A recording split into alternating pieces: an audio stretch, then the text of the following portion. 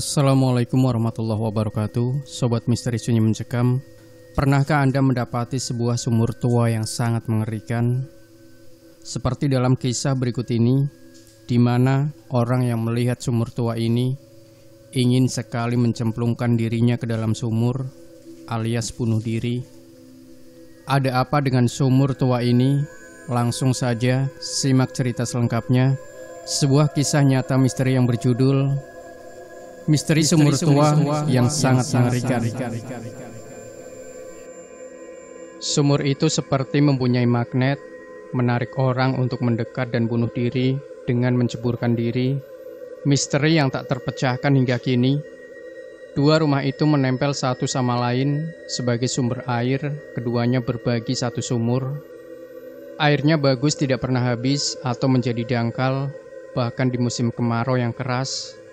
Masalahnya, sumur itu seperti mempunyai magnet, menarik orang yang sedang tidak lurus untuk terjun ke dalamnya bunuh diri. Sebenarnya dahulu rumah tua itu adalah satu bangunan, namun oleh pemiliknya yang tidak lagi mukim di Jogja, dibagi menjadi dua untuk dikontrakan. Rumah sisi kiri ditempati oleh sebuah keluarga yang tertutup dan konon mengidap gangguan jiwa. Sementara itu sisi kanan digunakan sebagai tempat jasa. Saya tidak boleh menyebutkan jenis usahanya karena akan dapat dengan mudah diidentifikasi oleh Anda yang akrab dengan daerah di sekitar sebuah stadion. Mundur jauh ke belakang sebelum rumah itu dibagi menjadi dua, ada sebuah keluarga yang menghuninya. Bukan, keluarga ini bukan pemilik sah. Saya dan keluarga tidak begitu tahu asal-usul keluarga tersebut. Satu hal yang pasti, keluarga itu sudah mukim di sana sejak zaman buyut masih ada. Keluarga tersebut dari satu keluarga inti, berjumlah 5 orang, orang tua dan 3 anak. Selain itu ada sepupu mereka yang ikut mukim di sana. Mereka mempunyai kebiasaan untuk duduk meriung di sekitar sumur itu, untuk mengobrol sampai melakukan kegiatan sehari-hari, seperti memasak dan mencuci. Tetangga bisa melihat aktivitas mereka karena tembok belakang rumah pendek saja, tidak seperti sekarang yang sudah ditinggikan. Kasus percobaan bunuh diri yang pertama terjadi tidak lama setelah si sepupu mulai ikut tinggal di sana. Sebuah kejadian yang menggegerkan satu kampung. Si sepupu ini bernama Keli, tentu saja bukan nama sebenarnya. Usianya baru awal 30 tahun, kalau saya tidak salah mengingat. Sebagai pendatang, Keli sangat mudah akrab dengan pemuda setempat. Dia selalu punya tabungan tema untuk membuka obrolan dengan orang yang baru ditemui. Dia cukup kuat minum alkohol, sifat yang membuatnya langsung disukai para pemuda. Namun kalau sudah mulai mabuk, Keli suka meracau. Para pemuda zaman itu menganggapnya sebagai hal yang wajar. Orang mabuk memang suka menunjukkan perilaku yang terbilang ajaib. Anehnya, racauan Keli yaitu itu saja. Soal penunggu sumur seorang perempuan yang masih remaja dengan senyum menggoda. Si penunggu ini, kata Keli, sering bilang kalau air di dalam sumur itu ajaib dan bisa menyembuhkan banyak penyakit dan kesusahan hidup. Iya, tidak ada yang menyangka kalau racauan itu sebetulnya penanda ketakutan Keli. Lantaran dibalut dengan kondisi mabuk, tidak ada yang menganggapnya serius. Apalagi sebelumnya tidak pernah ada cerita seram dari rumah dan sumur tua di belakangnya. Semuanya baik-baik saja sampai Keli melompat ke dalam sumur itu untuk bunuh diri. Percobaan bunuh diri Keli ini sungguh dramatis. Kejadiannya di siang bolong dan banyak saksi. Tetangga samping dan belakang rumah bisa melihat kejadian horor itu. Keli berlari dengan cepat, naik ke bibir sumur dan melompat ke dalam. Konon ada yang melihatnya menangis ketika melakukan percobaan bunuh diri itu. Saya sebut percobaan karena Keli berhasil diselamatkan. Warga langsung menghambur ke sumur tua itu. Para pemuda mengikat dirinya menggunakan tali tampar yang panjang dan kuat. Mereka mengerek Keli ke atas. Terlambat sedikit, Keli pasti meninggal. Mengingat dia tidak bisa berenang dan bisa jadi mati tercekik oleh gas di dalam sumur. Mengerikan. Beberapa jam kemudian, di rumah sakit Keli akhirnya sadar. Perwakilan keluarga menunggu di dalam, sementara para pemuda berjaga di luar. Setelah bisa berkomunikasi, Kelik menceritakan detik-detik kejadian percobaan bunuh diri yang dia lakukan. Semua yang hadir mendengarkan dengan tegang. Siang itu Kelik baru selesai makan, lalu berbaring di ruang depan. Ketika berada dalam kondisi setengah sadar sebelum tertidur, kaki Kelik dipegang oleh anak perempuan yang katanya menunggu sumur tua itu. Seketika Kelik merasa sangat sedih dan ingin menemani si anak perempuan itu. Perasaan itu sangat kuat dan dia tidak sadar sudah berdiri di pintu belakang rumah. Dia bisa melihat si anak perempuan itu melompat ke dalam sumur. Niat awal Kelik adalah mencegah anak perempuan itu untuk bunuh diri. Namun, yang akhirnya dia sadari adalah dirinya ikut menceburkan diri ke sumur. Setelah sadar dan diizinkan pulang, Kelik lebih banyak di luar rumah. Seakan-akan dia takut untuk pulang. Bahkan pernah dia menginap di pos ronda selama beberapa hari. Di lain kesempatan, dia tidur di balai-balai di depan rumah tetangga. Kami tahu Kelik ketakutan, tapi dia tidak bisa menceritakan ketakutan itu. Ya, dia merasa tidak bisa, bukannya tidak ingin. 2 bulan kemudian, Kelik memutuskan untuk pergi. Kami dengar dia pergi ke Sumatera untuk bekerja di perkebunan sawit yang baru buka. Di satu sisi kami kehilangan sosok yang pintar mencari tema obrolan. Namun setidaknya kejadian horor percobaan bunuh diri tidak akan terjadi lagi. Setidaknya itulah prediksi kami. Kalau sudah begini, Anda pasti tahu kalau prediksi kami salah. Tepat 2 bulan setelah kejadian Kelik, percobaan bunuh diri terjadi lagi. Kali ini kepala keluarga, namanya Pak Ateng.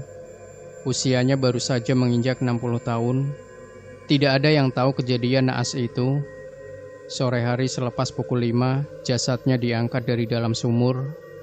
Konon, setelah pemeriksaan, diketahui Pak Ateng sudah meninggal sejak siang. Tangis duka langsung pecah. Pagi harinya Pak Ateng sempat bilang ke istrinya akan pergi selama beberapa jam untuk membantu orang. Istrinya merasa aneh, tetapi tidak bertanya lebih lanjut. Dia mengira Pak Ateng mau membantu tetangga atau sedang ada hajat di kampung yang dia tidak tahu. Pamitan Pak Ateng pagi itu ternyata menjadi pamitan untuk selamanya. Semenjak kematian Pak Ateng, keluarga itu menjadi lebih banyak murung. Kelik sendiri tidak pernah bisa dikontak lagi, apalagi kembali ke kampung saya. Beberapa tahun kemudian, kami mendengar kabar kalau Kelik tidak pernah sampai ke Sumatera. Jejaknya menghilang sebelum menyeberangi Selat Sunda. Tidak lama kemudian, setelah peristiwa bunuh diri itu terjadi, keluarga Pak Ateng pergi satu persatu. Tidak ada yang berpamitan kecuali istrinya. Padahal 3 anak Pak Ateng juga cukup dekat dengan para pemuda. Apakah hanya karena malu? Padahal warga kampung sudah berusaha sekuat tenaga untuk tidak bergosip soal kejadian bunuh diri itu. Warga juga selalu membantu keluarga itu sebisa mungkin, mulai dari menyumbang sembako sampai mengirim masakan. Istri Pak Ateng berpamitan hanya kepada Pak RT.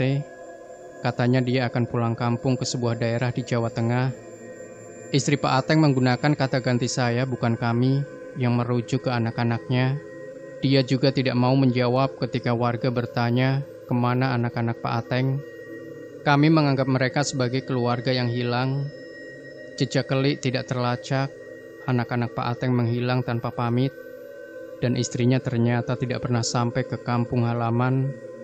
1 minggu setelah kepergian keluarga itu, keluarga istri Pak Ateng datang, niatnya ingin menjenguk, tetapi justru kehilangan jejak.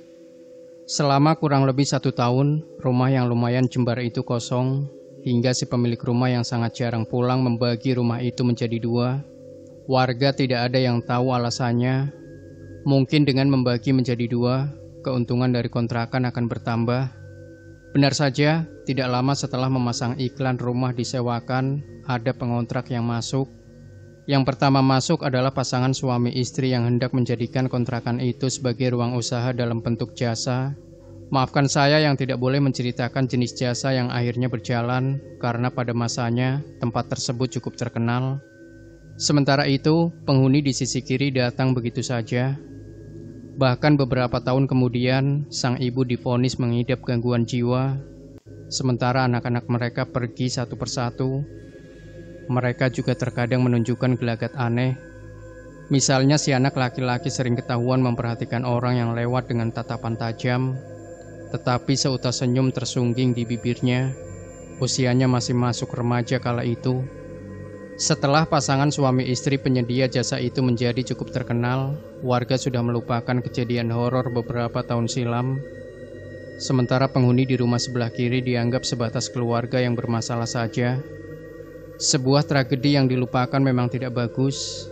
Tragedi harus selalu diingat untuk kemudian didoakan sekaligus dicegah semoga tidak lagi terjadi. Si anak dari rumah sebelah kiri menghilang. Warga menduga ini hanya kenakalan semata seperti yang sudah-sudah. Namun satu hari kemudian si anak ini tidak kunjung pulang. Si ibu panik dan meminta bantuan warga untuk ikut mencari. Begitu kepanikan itu menular, banyak yang lantas curiga dengan sumur tua yang sebetulnya sudah ditutup menggunakan gipsum tipis. Siang harinya warga membongkar gipsum tipis itu. Bagian dalam sumur itu sudah ditumbuhi tumbuhan menjalar cukup rapat. Warga harus sedikit turun dan mengarahkan senter dengan daya kuat untuk melihat dasar sumur. Dan di dasar itu, warga menemukan si anak mengambang dengan bagian tubuh depan menghadap ke bawah. Si ibu hanya bisa terdiam cukup lama. Setelah itu dia menangis histeris, meracau seperti kelik, menyalahkan seseorang yang tidak seharusnya tinggal di dalam rumah itu. Anaknya bunuh diri, si ibu syok.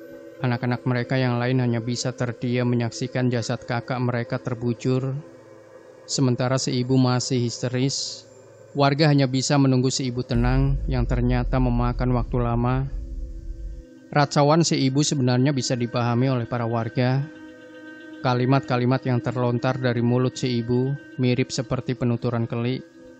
Ada sosok anak perempuan berusia remaja dengan senyum yang menggoda, sering menampakkan diri di dalam rumah sebelah kiri. Si ibu yang sudah mengidap gangguan jiwa sering membentak sosok itu, menyuruh sosok itu untuk pergi karena sangat mengganggu. Penuturan dari si ibu ini mendorong para warga untuk bertanya ke beberapa buyut kampung yang masih hidup. Namun tidak ada kejelasan yang didapat oleh warga. Para buyut malah menegaskan bahwa mereka tidak ingin dilibatkan dalam masalah ini. Mereka tidak ingin ditanyai perihal keberadaan dan kebenaran terkait si anak perempuan. Para buyut malah memaksa para warga untuk menanyakan langsung ke pemilik rumah. Sebuah petunjuk yang agak sulit dilakukan, mengingat si pemilik tinggal di kota yang berbeda dan sangat berjarak dengan propertinya sendiri. Sementara itu pasangan suami dan istri di rumah sebelah kanan hanya bisa terdiam mengetahui sumur tempat berbagi air itu ternyata menyimpan cerita bunuh diri yang seperti bersambung saja. Seperti yang sudah-sudah, kasus bunuh diri si anak terlupakan. Yang tinggal di rumah kanan masih melanjutkan usahanya selama beberapa waktu. Namun lantaran jasanya semakin sepi, pasangan suami istri itu akhirnya pindah. Mereka tidak jauh pindah, hanya beda kampung saja. Mereka takut menjadi korban bunuh diri selanjutnya. Katanya mereka semakin tidak betah lantaran beberapa kali mendengar ada orang menimba air di sumur yang sudah ditutup kembali dengan gipsum tipis. Hingga cerita ini tayang, peristiwa bunuh diri dan keberadaan anak perempuan itu tidak terpecahkan. Para buyut kampung sudah tiada, rumah yang bersebelahan itu tidak lagi difungsikan. Keduanya dibiarkan mangkrak hingga beberapa bagian rubuh dimakan cuaca. Beberapa kali pengurus kampung mencoba mengontak si pemilik rumah, namun pesan WhatsApp tidak dibalas, telepon tidak pernah diangkat. Warga inisiatif memasang seng besar untuk menutup bagian depan rumah itu. Halaman depan yang cukup luas dipakai parkir mobil oleh warga. Hingga suatu ketika teman saya parkir mobil di sana. Waktu itu siang hari yang panas. Ketika melihat ke arah rumah di antara celah-celah seng, dia bisa melihat sumur tua itu. Di sana seakan-akan dia bisa melihat sosok manusia. Dia tidak yakin apakah itu laki-laki atau perempuan. Yang pasti muncul urgensi untuk membantu. Seakan-akan dia ditarik untuk mendekat. Dorongan yang aneh itu untungnya bisa ditangkis oleh teman saya. Dan sejak saat itu, dia memutuskan untuk tidak lagi parkir di dekat sumur tua penuh misteri itu. Demikian Sobat Misteri Sunyi Mencekam. Jangan lupa tinggalkan komentar Anda, like, share video ini, subscribe channel Sunyi Mencekam, dan kembali nantikan cerita-cerita misteri terbaru dari kami. Wassalamualaikum warahmatullahi wabarakatuh.